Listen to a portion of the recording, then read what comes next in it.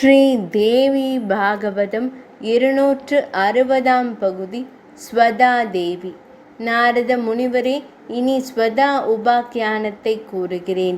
இது பித்ருக்களுக்கு திருப்தியை உண்டாக்கும். ஸ்ரார்த்த காலத்தில் மிகவும் பலன் தரக்கூடியது. ஆதியில் பிரம்மன் 4 சரீரம் உள்ள பித்ருக்களையும் 3 தேஜோ ரூப பித்ருக்களையும் படைத்தார். அவர்களுக்கு உணவாக தர்ப்பணத்தையும் ஸ்நான கால தர்ப்பணத்தையும் படைத்தார்.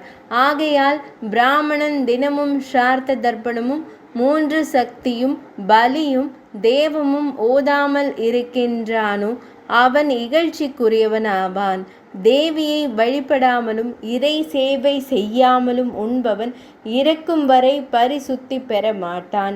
பிராமணர் முதலானோர் பித்ருக்களுக்கான ஸ்ரார்த்தத்தை செய்தபோது அதை பித்ருக்களால் உண்ண முடியவில்லை.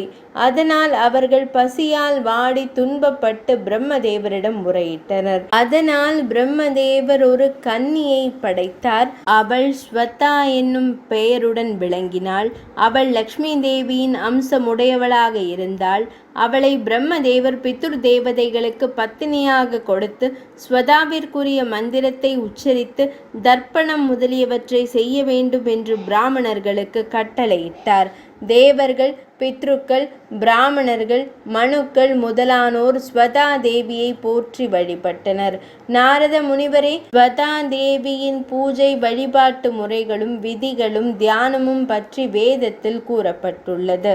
ஸ்வதா தேவியை வழிபட்ட பின்புதான் ஸ்ரார்த்தத்தை தொடங்க வேண்டும். ஸ்வதா என்று 3 முறை உச்சரிப்பவன் நல்ல குணவதியான மனைவியை பெறுவான்.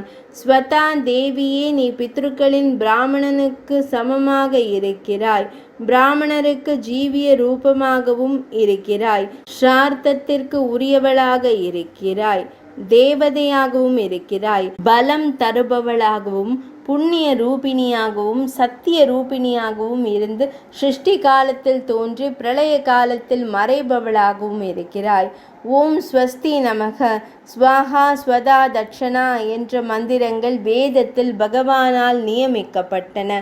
யார் இந்த துதியை கேட்கிறார்களோ அவர்கள் சகல தீர்த்த யாத்திரை பலனையும் தனது விருப்பங்களையும் அடைய பெறுவார். 260 பகுதி நிறைவடைந்தது.